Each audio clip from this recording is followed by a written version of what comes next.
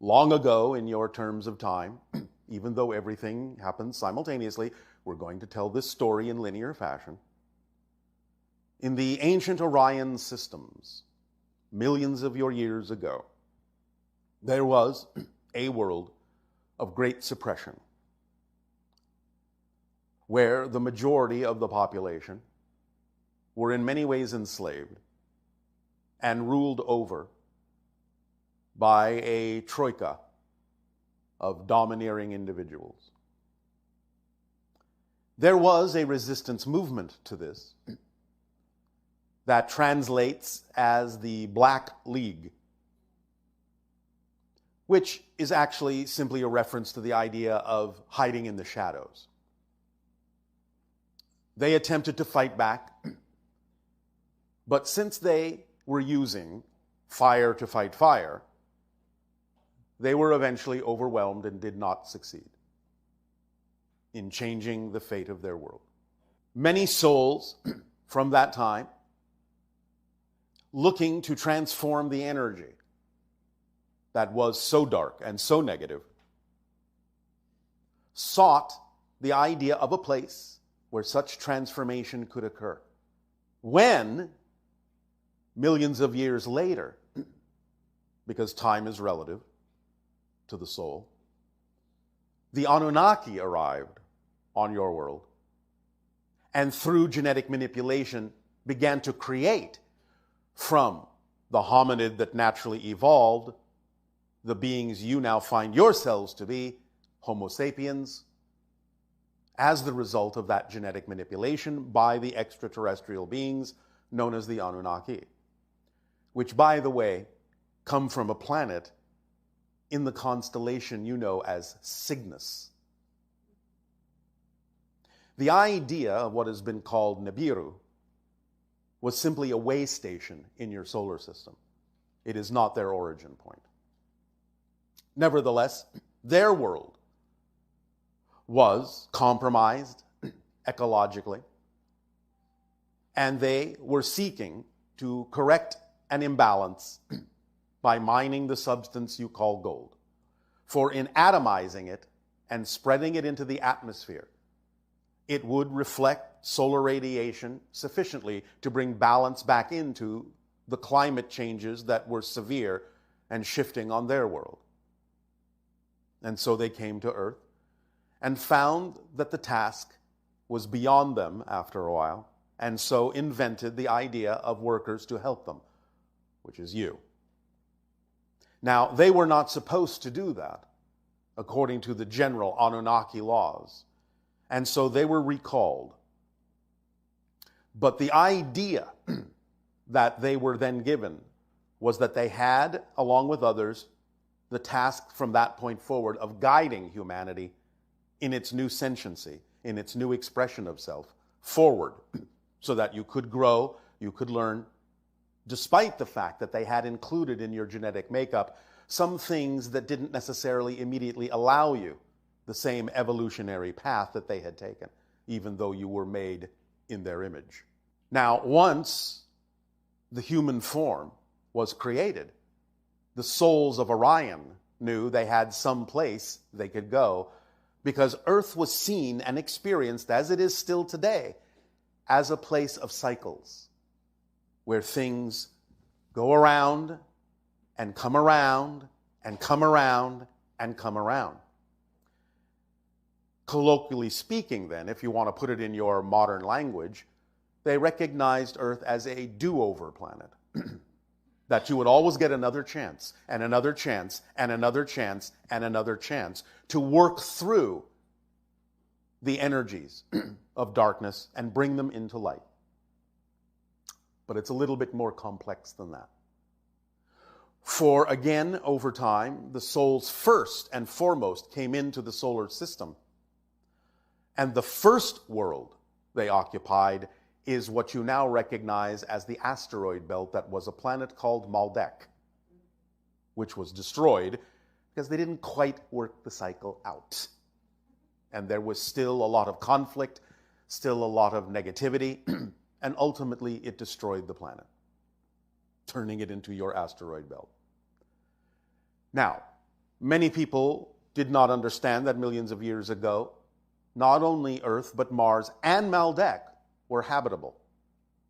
Your sun, long ago, was slightly more massive than it is now, and slightly hotter, and had slightly higher gravitation, pulling the planets in a little bit closer into what you call the habitable or Goldilocks zone, as your scientists say. So all 3 planets were habitable at that time. And so the souls began first and foremost to incarnate into the evolutionary beings on Maldek, and as we said, that didn't necessarily turn out as they planned. Next, they went to Mars and began to create the idea of habitation there in the life forms that naturally evolved upon that planet.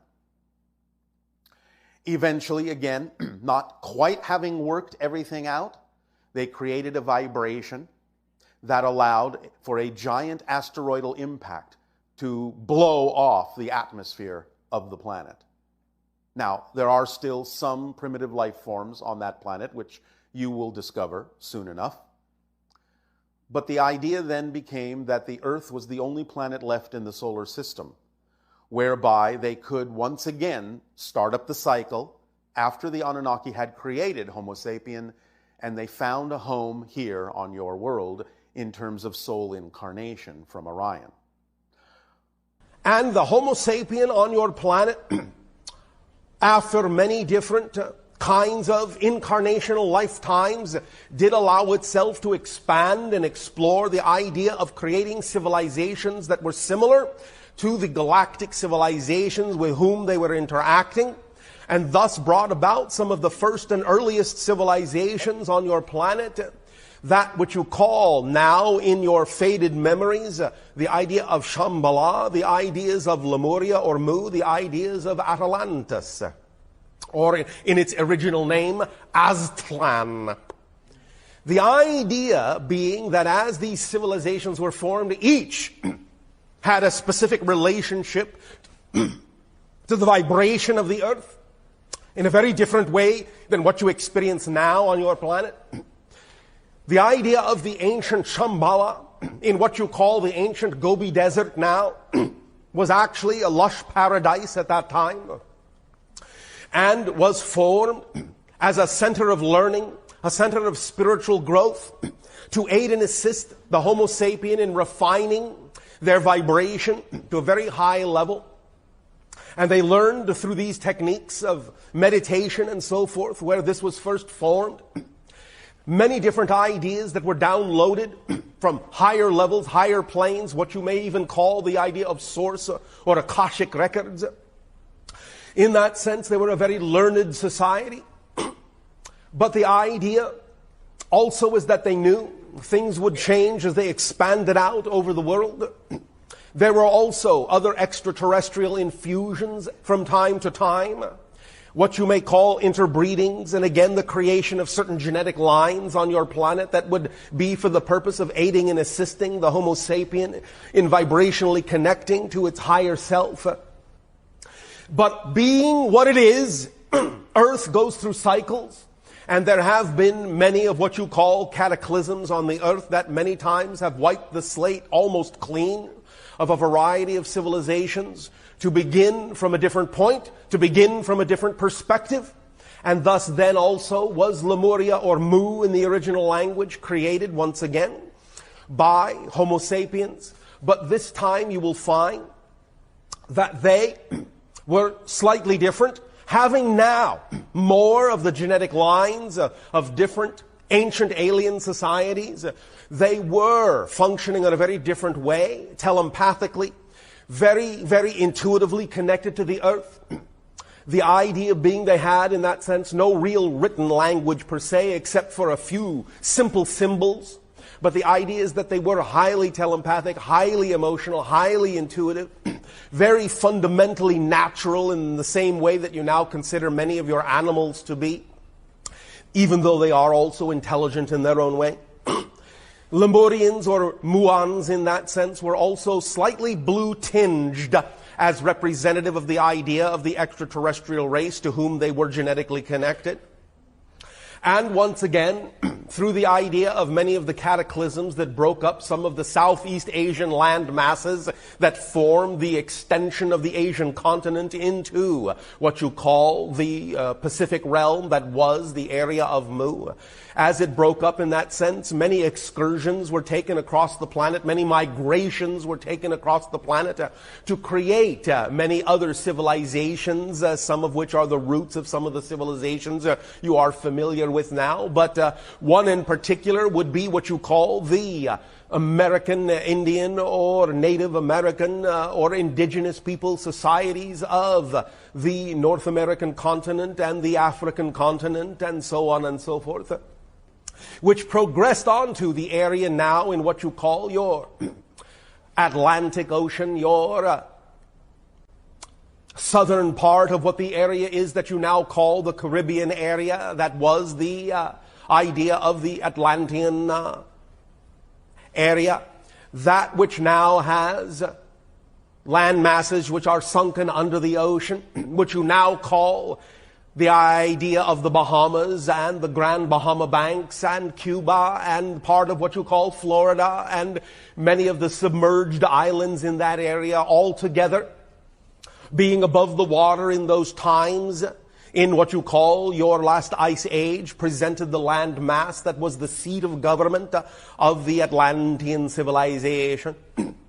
And again, there was trade with what you call the Asian and now Eurasian and European continents and the South American areas. And they were mostly now remembered through the civilization or similar to the civilization that you now understand as Aztecan and Mayan and Olmec and a Mixtec and many of these. Again, cataclysms occurred that pretty much wiped the slate clean, and this from the idea of what you now have come to recognize as cometary or asteroidal bombardment. The idea of the comet that, in your terms, crashed into the Atlantic Ocean and caused a tsunami that washed over the Atlantean land mass and parts of your eastern seaboard and South America and Europe and Africa, and in that sense wiped that civilization from the earth. All but the memory, but there are a few storehouses of knowledge that do remain, for they did have a written language, and these have yet to be found. But you see, again, it's a little busier than that. Because not only, then, is Earth the recycling planet for the ancient Orion story and journey of transformation, it is also the recycling planet for the Anunnaki journey and transformation because of what they had done, creating the stories of the fallen angels in your scriptures. These were the Anunnaki who had done what they shouldn't have done according to their own laws and were tasked with the idea then of guiding humans through the idea of their beginnings, of their journey on earth. But it's even a little bit more busy than that. For you see, not only then do you have the idea of the ancient Orion recycling, the Anunnaki recycling, you have the Maldek recycling, the Martian recycling on Earth, and then when you have the parallel reality Earth that destroyed itself, creating the Greys, who came through to use your DNA to create us hybrids to allow their culture to continue, you have that particular journey of recycling and transformation as well going on Earth, playing itself out, all of these things coming together, playing themselves out on Earth, again through various cycles of build-up and destruction, build-up and destruction, build-up and destruction, from Lemuria to Atlantis to the ideas you express as your world wars. These are all recapitulations of the combination of all these things playing out, overlapping, all these stories and all these journeys of transformation going on right here in the grand central station of recycling, Earth.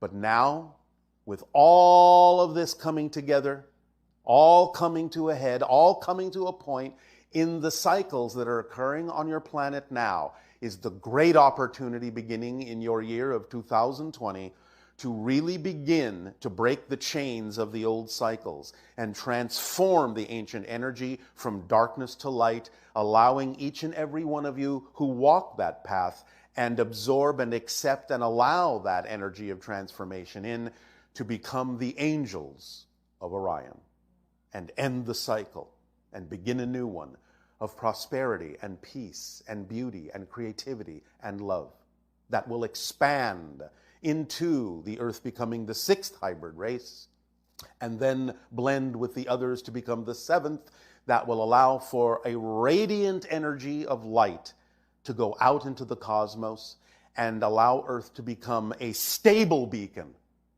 of energy, rather than one that recycles itself over and over and over again. So this is the birth, not only of a different Earth, but of an entirely new chapter in the idea of what Earth represents to the rest of the galaxy and the cosmos, in terms of the kind of energy it can begin to radiate to act as a stabilizing beacon for many other beings who may then ultimately have their own journeys of recycling, their own transformations to experience and partake in, and then looking to Earth to shine, even as you now look to the brightest star in the sky of Sirius, to act as a beacon to guide you into your higher selves, your better selves, to become truly fully realized and allow all the genetic markers within you from ancient times to finally open up, to allow you to express the fullness of your being and to allow you to become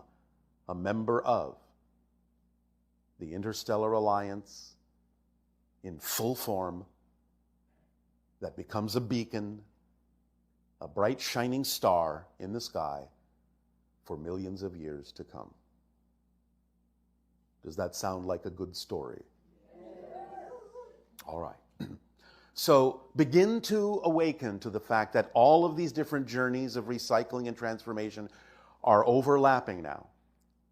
And you can become, not only as a country, but as a world, the transformation nation. Allow yourselves to know you are innately transformers, allowing the energy to flow through you in such a way that as you then add the vibration of love and light to it, can allow it to turn into eternal light, eternal guidance, and eternal beacon that others can also allow into themselves to ignite the spark of awareness within them. We thank you all for choosing to be strong enough to play these roles, for knowing that Earth was an exciting place to be at this time, and for partaking in this journey of transformation, in this glorious transformative story. You are potentially very, very, very powerful.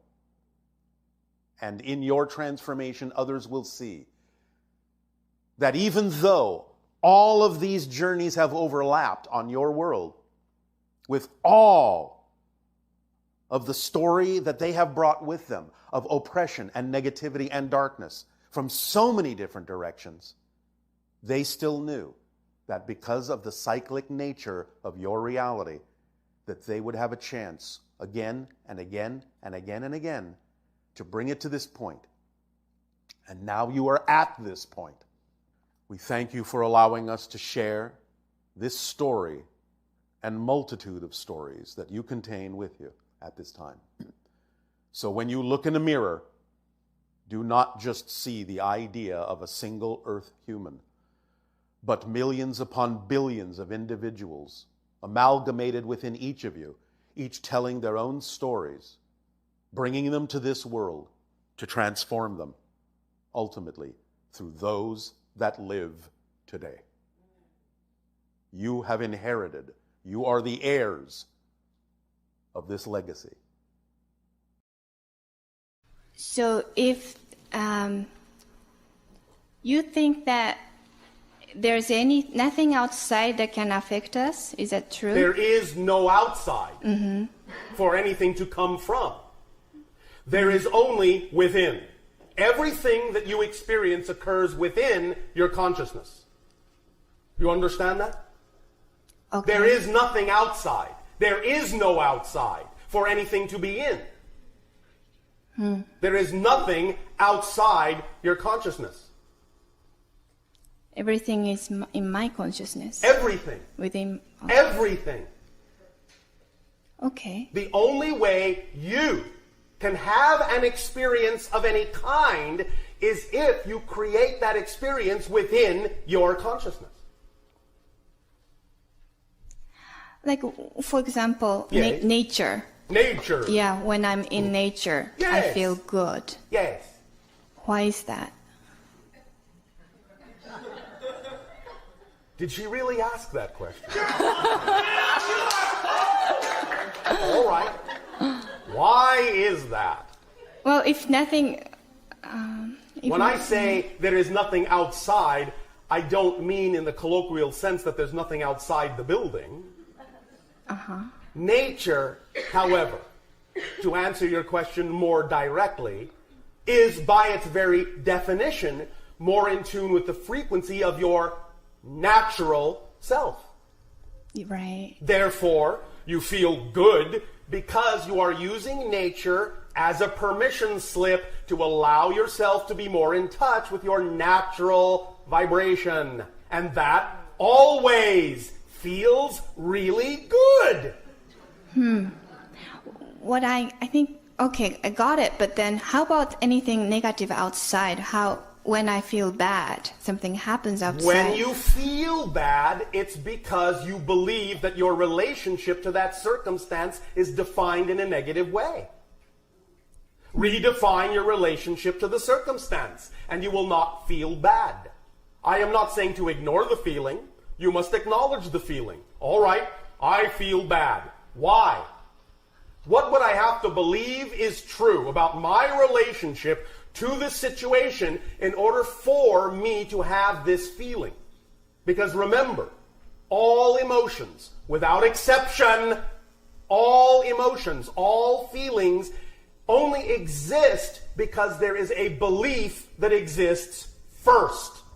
You cannot have a feeling without having a definition or a belief first.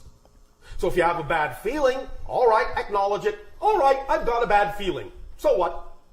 Now, I ask myself, do I prefer this feeling? Well, no. I would prefer something else. I would prefer to feel joyful. All right. So let me ask myself, why did I have this bad feeling? What brought this about? Well, I know that feelings come from beliefs. Oh, all right. So, what kind of a belief, the question goes, would I have to have about my relationship to the situation in order for me to have a bad feeling about it? That's how you begin the process of self-investigation and finding out what the definition is, and in finding out what the definition is and identifying it, you can then find out why you had it, and when you find out why you had it, you can let that go and change it for something else you would prefer as a belief. And when you change it for a belief you would prefer, then that belief will generate a feeling that you prefer, which will also generate thoughts that you prefer, which will also generate behavior that you prefer. I tried that.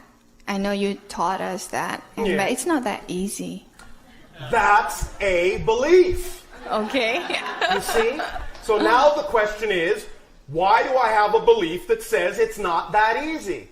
You see, that's the next step. You can always take the question to the next level. If you find that you have tried it one way, as you say, and it doesn't seem to be working for you, look at the essence of what you're actually saying. What's the result? All right, the result that you're feeling is, this is difficult. It's not that easy. Very good. You've now arrived at another place where you have something to work with. So acknowledge it. All right, I acknowledge that I have a feeling it's difficult. I have a feeling it's not that easy. That must mean what? I have a belief that it's not easy.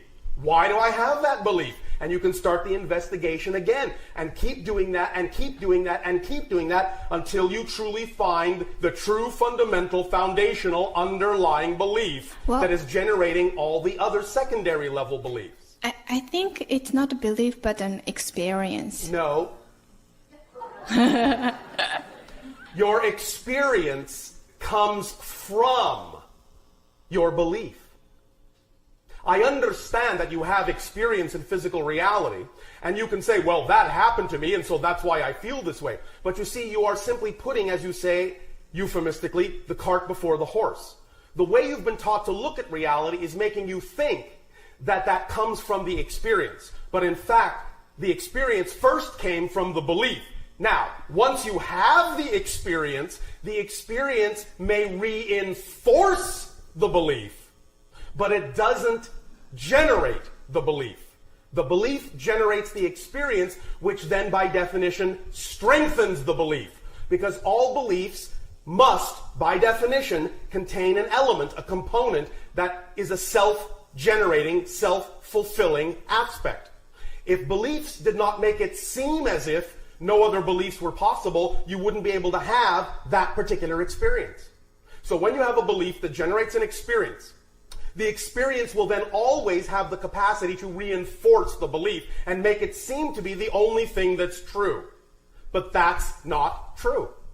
You have to get to a point where you know it's not true, no matter how it feels, so that when something happens, you can recognize that the experience is not causing the belief, it's just reinforcing the belief. And that therefore the experience can be used to put you in touch with the belief that generated the experience to begin with.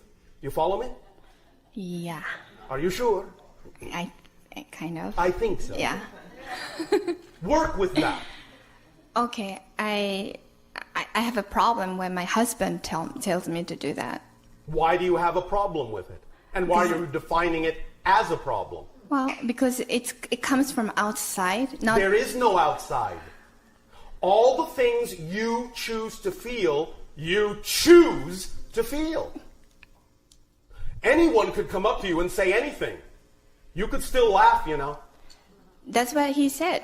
Someone slaps, even if someone slaps in my head, I still have to choose how I feel, how I want to feel. But the point is, you're choosing, which means it's under your control. So if you are choosing to feel bad, you have to ask yourself, why would I choose that? And when you ask that kind of a question, it can put you in touch with the belief that makes you think that that's your only choice, when in fact you have many choices of how to feel and how to believe. So you have to find out why you're choosing what you're choosing. Up to you. Okay, thank you. Appreciate it. And since we have a body within our consciousness, is everything around you or me my consciousness? Is this an independent experience with the other being me too? Or my version of them? Well, yes, How your far version can of them. we- Your version of them. It says, how far around me does my consciousness expand? All your consciousness around you, that's what you experience. We use the analogy of the idea of projecting onto the inner surface of the soul that you're within, because your physical mind is within the soul. So if you imagine the soul as a sphere of energy that has an inner surface and you're at the center of it, then you project like a screen. This is just a euphemism, it's just a metaphor. You project the idea on the inner surface of the sphere that you are at the center of, so your consciousness, your reflection of physical reality, is all around you. That's all you experience. But that means you're experiencing your version of other beings, other souls, who are experiencing you as their version of you projected on the inner surface of their soul sphere, so to speak. This is just a crude, simplistic analogy.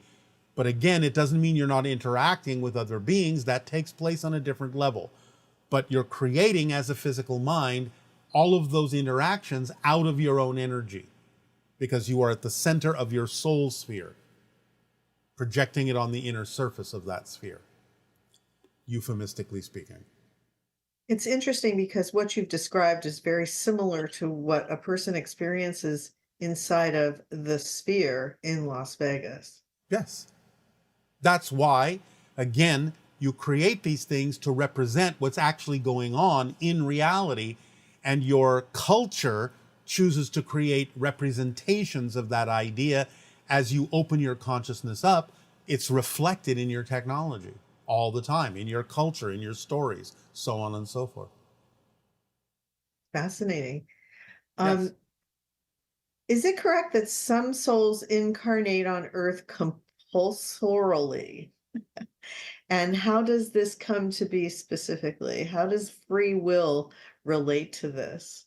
You always have free will as a soul. It's not compulsive. You choose to incarnate. Now, you may feel as a soul, so to speak, that it's important for you to do so. And if you want to call that a compulsion because you know that that's going to really help your soul grow and you are really driven to do that, well, fine. Then that can be, in a sense, a compulsion. But it's not something that is compulsive. You have a choice. Can entities interfere with the communication between the triad mind? And if so, what are some of the common reasons why this interference takes place? No, there's no such thing as that kind of interference in the way that you mean it. Again, you can choose to change your vibrational frequency to match frequencies of other beings, and in that way you're influencing yourself in a way that makes it appear as if it might be coming from another being, but it's your own energy at a certain frequency that is experienced as interference, but it's not actually possible for another entity to interfere. Okay, and this person is asking, how can I become an oversoul if I'm an individual soul now? You can't. You are an individual soul. You are part of an oversoul. Again, in spirit, you can have the experience of perceiving yourself as an oversoul, but the oversoul exists at the same time that your soul does. So you don't become an oversoul. You simply have the ability to experience yourself from the oversoul perspective as a soul. Okay. And this person is saying that they believe that nothing can affect them in a negative way unless they are a match to that energy. Is that a true belief? Yes, if you actually believe it. You know it. You understand it. That's the way things work. Nothing can affect you that you don't choose to be affected by. And that's why it's so important to get into touch with the beliefs about why you believe it might be necessary to change your frequency to make it appear as if you're being affected negatively by something else.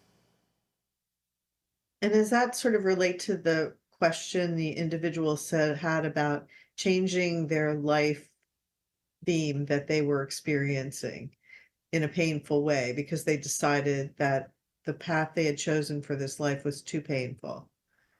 Is that also an answer to that issue of Yes. experiencing life in a painful way, wanting to Yes. escape it? Yes. Now And remember, remember, the only reason life appears too painful is because of the belief systems you're holding on to that make it so. The journey, the path that every soul chooses is never actually too much to bear.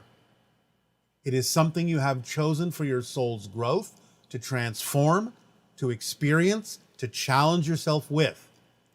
The only way it starts to appear to be too much to bear is because you're not allowing your belief system to align with your core frequency in a way that lets you know that you can handle the challenges you chose to face from the soul's perspective. So it is up to the physical mind and the belief system that makes up the physical mind to alter its beliefs in such a way as to experience that the challenges the soul chose are not something that is too much to bear. You can handle it if you align your beliefs to your core frequency. If you let go of those beliefs that are negative and fear-based, you will be a match for the soul's path that the soul chose. It only becomes overwhelming when you have beliefs that are contrary to your core frequency as a being, as a soul. And this person wants to know if you think that any of us, or even just some of us, can accomplish the elevating or raising of our vibration that you so strongly advocate and suggest. What are your thoughts on our current procedure? Yes, of course you can. Otherwise, it would be pointless for us to share this information with you. Therefore, we wouldn't do it. So the fact that we are sharing this information is a representation of the principle of the one-sided coin that we've talked about many times. It is our passion and our pleasure to share this information with you, which tells us that there are some individuals who are more than capable of receiving and absorbing and applying this information in a way that they can raise their vibration and have the experiences that we are talking about. Otherwise, it would be pointless for us to share this information. And we would then feel that it was pointless, know that it was pointless, and wouldn't share it. So the fact that we're sharing it should be your first clue that it is attainable.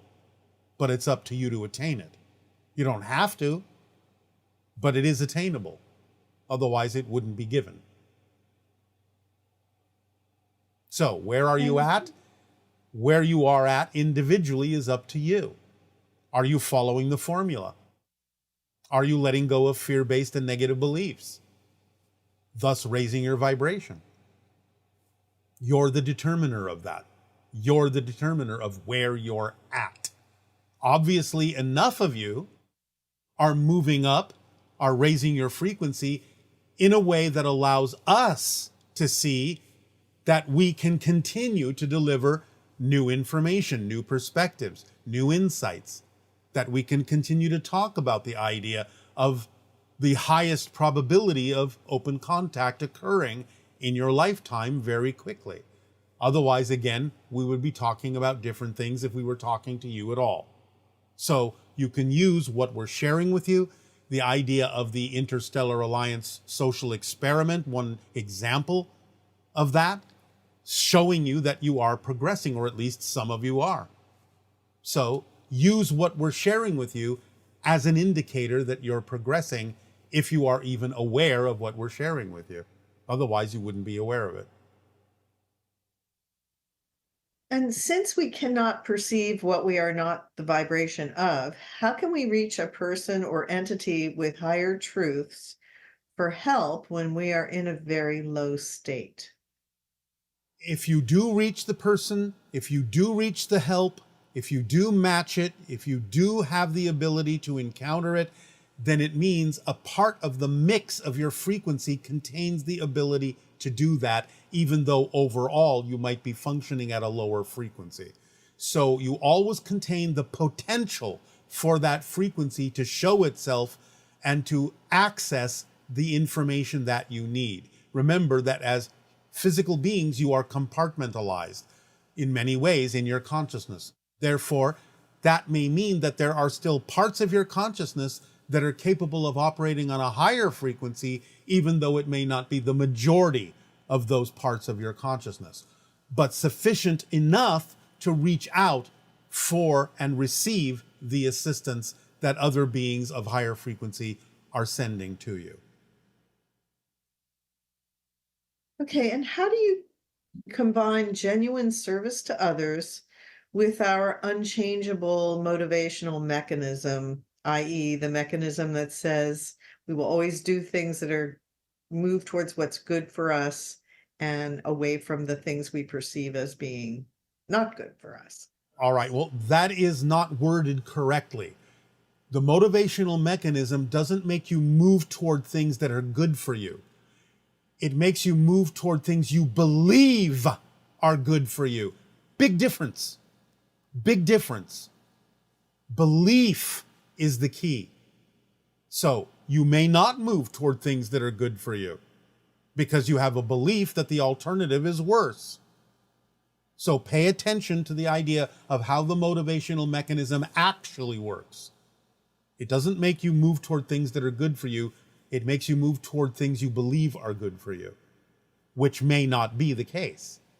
So you have to have real honesty within yourself about why you are choosing what you're choosing and whether you're really choosing it out of anxiety or excitement and covering up the anxiety with what seems to be excitement so you don't have to look at the anxiety, so that you don't have to face the idea that you may be holding on to a belief that choosing what is actually good for you would actually make something happen that is worse than what you're choosing now, even though it may not necessarily be in your best interest.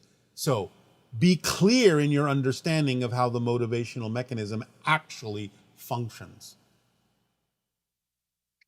And so this person is mentioning that they think they understand the formula, but one part of it is still unclear. And that is, how does the formula tie in with good habits, discipline, and on a larger scale, routines, structures, jobs? Does following one's excitement mean disregarding all structures and routines? Is the formula inherently spontaneous and impulsive? No. As I say, the formula contains the organizing principle of synchronicity. The organizing principle, that phrase alone implies structure. But it's the structure that works for you. It's the structure that allows you to flow. It's a structure, paradoxically, that allows for spontaneity. But it is still a pattern. It's still a structure. But it feels less like a structure because you're flowing within a structure that's natural for you. So you don't feel the resistances that often come with the artificial structures you impose on yourselves that are not natural for who you are. That's why it doesn't feel like a structure, because it's the structure that fits you. Okay, thank you. And how do I find the purpose of my life? How do I find my excitement? As I said, you can start small. The fact that you're asking that question is a representation that you have found your excitement for that moment, because obviously it was more exciting than any other choice to ask that question. So you can do the same thing in the next moment. What's the next thing that has a little bit more excitement, curiosity, attractiveness than any other choice? Start simply. Keep it simple. Again, when we talk about finding your passion and your excitement, we don't mean that you have to be jumping up and down and running around like crazy. It doesn't mean it has to come with trumpets and angels singing.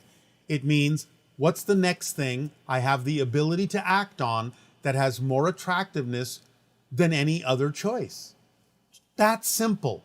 Taking a walk, reading a book, eating a meal, talking to a friend, creating something, whatever it is, asking a question of someone like you just did, whatever it is that has more attractiveness, that feels like the next thing you really, really feel like doing, do it.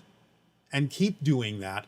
It will build, it will snowball into other expressions of your excitement, as long as you keep checking yourself to make sure that you're actually acting on excitement and not acting on anxiety disguised as excitement. And this idea of the end justifying the means, and that would be that it seems like the higher mind has an attitude of the ends justify the means. So for people with especially hard themes, that includes a total forgetting of any spiritual truths. What are your thoughts on this? It's not that the higher mind has an end justifies the means position. That's a human interpretation. The idea is the soul understands what it's going to get out of the experience and is doing its job of guiding the physical mind within it in such a way as to send it the guidance it needs in order for the physical mind to have an experience that allows it to face challenges that are beneficial to it, to allow it to expand, to allow it to grow, to allow it to have a fulfilling and joyful life experience.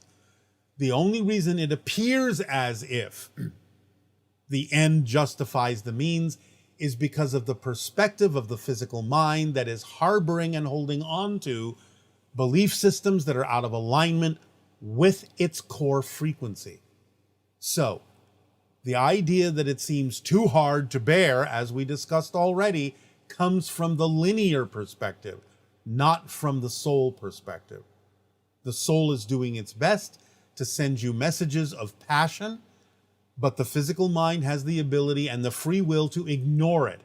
And it is in ignoring that guidance from the soul that the physical mind then says, oh, this looks like the end justifies the means because I am being subjected to these horrible, torturous experiences, instead of allowing yourself to understand what we have shared with you about the formula that allows you to remain in a positive state no matter what happens, so you can always get a benefit from it. That's why that step is in there, so that you can understand how this works, so that you can experience a life of challenge in a positive way that allows you to expand and experience the benefits of facing those challenges, rather than feeling overwhelmed or feeling that the soul is somehow torturing you by putting you in a situation that's too much for you.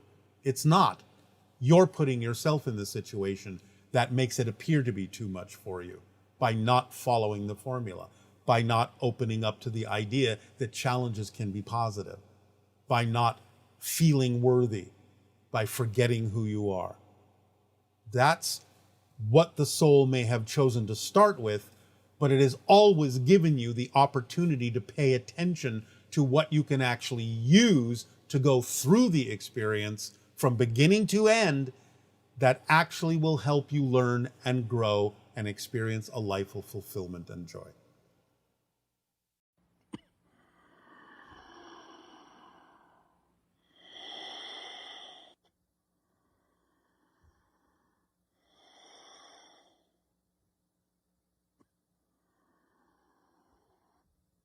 I'm going to say good day to you this day of your time. How are you all?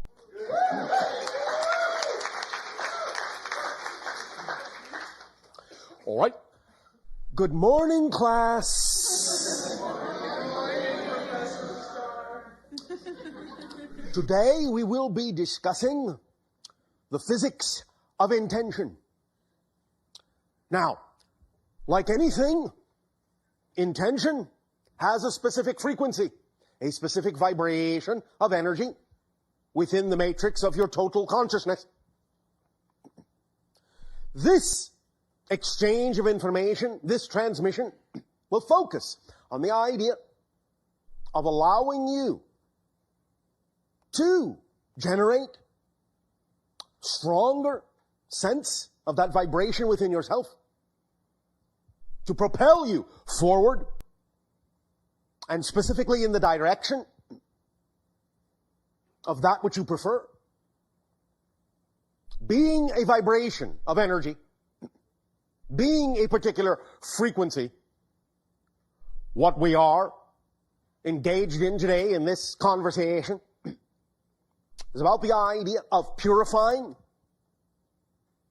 more precisely, your ability to recognize that vibration, that frequency, so that you can bring to bear and to magnify and amplify that energy in all your endeavors as you move forward in life, and allow yourself more clarity, more vividness with regard to that which you prefer, regard to that which represents your dream,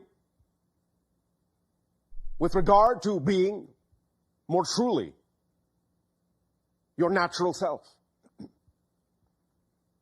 Let us begin with the idea of creating a scenario in your imagination. Most of you, with regard to any endeavor that you choose to do, with regard to anything you may prefer to do in life, will in your imagination conjure up an image, a picture, a scenario. Now, as we have said, and as we will remind you once again, right now, any image that your physical mind can conjure up may not necessarily be as fully representative of the way something can manifest, but it will function as a symbol, as a placeholder, as a representation of the manifestation, of the ideal scenario.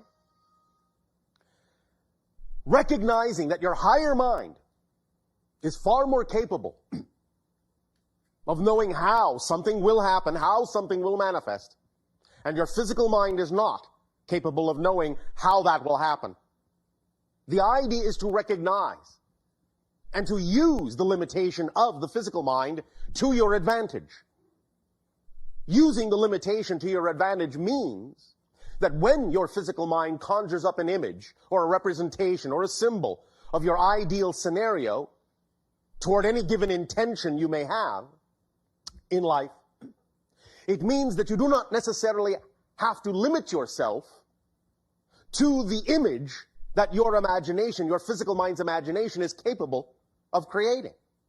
You can rely on your higher mind to create for itself a higher version representation, a higher version image, a higher version symbol that it will use to attract to you all the different synchronicities, all the different opportunities, all the different circumstances and situations required for the highest form of that representation, the highest vibration of that representation. And thus, you don't have to work so hard at insisting and focusing on the idea that the image you have in your physical mind must exactly and precisely come to fruition.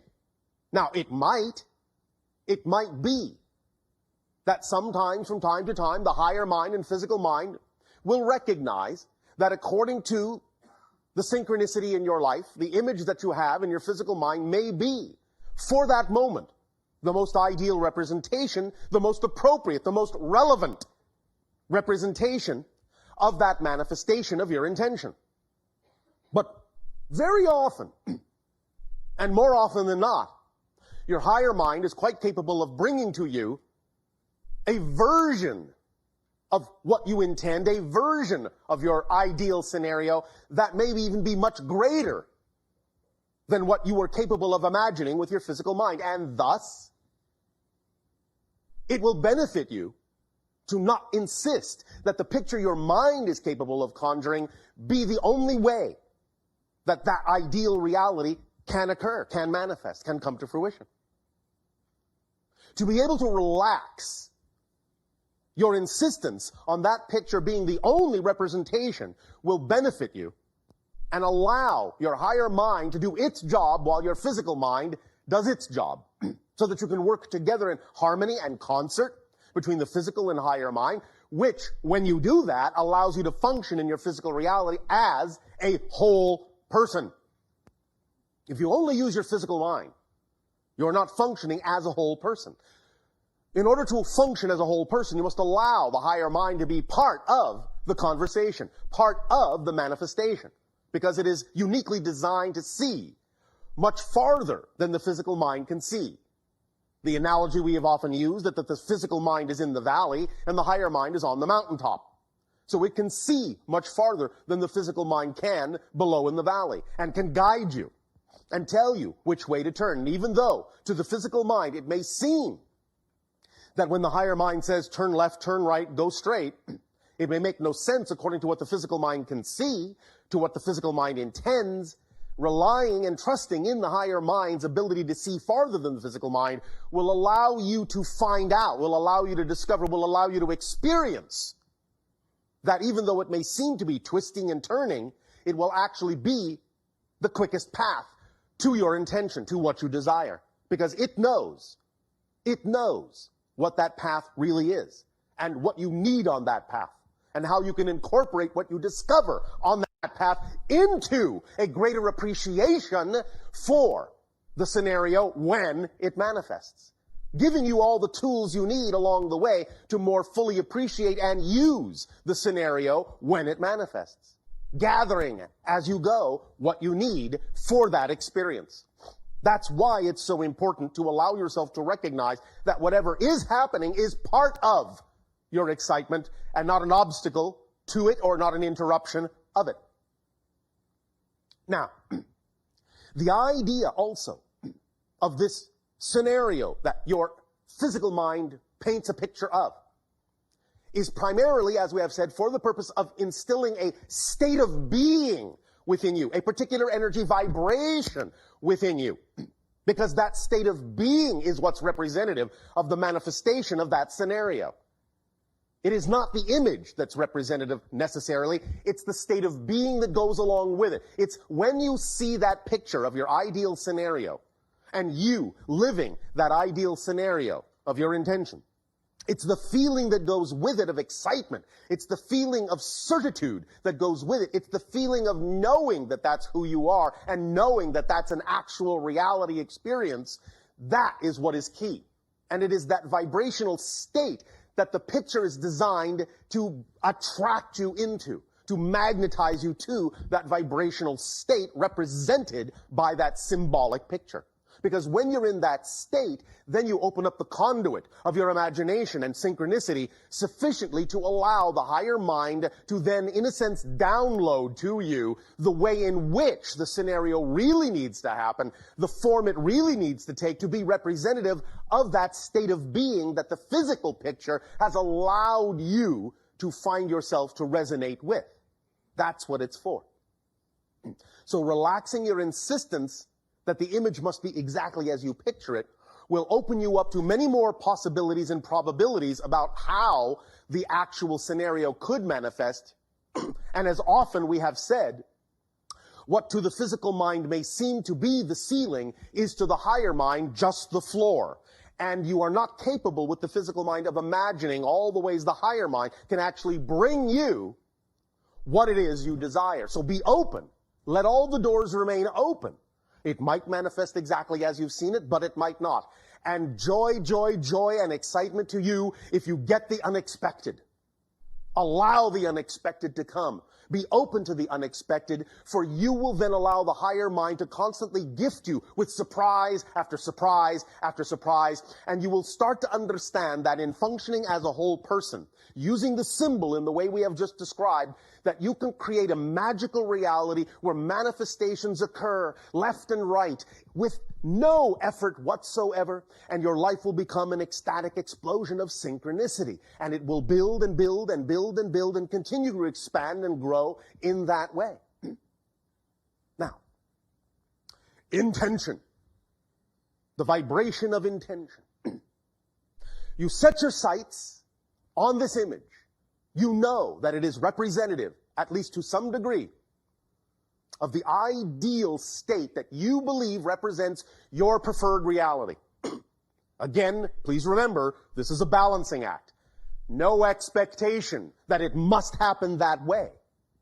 The only expectation in a sense, or expectancy in a sense, that works in this context is simply the absolute knowledge that this vibration is your true vibration. What you can expect, if you stay in that vibration, are all the things that are commensurate with that vibration. But the more detail-oriented and specific you get, the less likely it may be that you will allow the thing to come to you, the thing to manifest, the scenario to manifest in all the ways that it could. It doesn't mean you cannot have details in your imaginary scenario.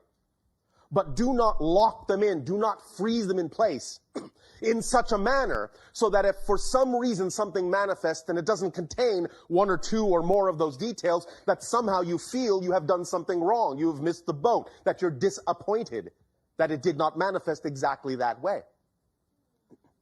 Allow yourself to relax your need to have every single detail there. Allow the higher mind to bring you the things you need when they are appropriate to be brought to you. For remember, your excitement is not only the driving engine of your life, it is also the organizing principle of your life. And your higher mind will allow the details that need to be there exactly when they need to be there. They will not appear 1 second before they're truly required. But I guarantee you they will not appear 1 second later than they are truly required as well. So allow yourself to let go of your insistence on time and allow yourself to fall gently into a sense of timing. That everything works in perfect timing, and when things need to be there, they will. And if they're not there, they don't need to be there now. Trust that more and more. Trust your higher mind more and more. Allow your physical mind to work with it in harmony more and more, and you will start to function as a whole person, and thus then as a whole person, you will be able to experience the wholeness of your life instead of just pieces at a time, scattered and disconnected. Wondering, leaving your physical mind, wondering, how do I gather all these things together and fit them together and make them work? You don't have to make them work. They already work. You just have to allow them to work. Remember, the idea of intention is that you are putting, in a sense, a commitment in this energy, a commitment to be yourself, a full commitment. This is what intention really is. It's the vibration of the full commitment to be your true self. We have, from time to time, talked about the idea of the chakra system of your body, and we have labeled the idea of the solar plexus chakra as the chakra of intention. You all know, we assume, that when you really find yourself keying into something and getting excited about something, you feel that excitement right in the pit of your stomach, right in the solar plexus.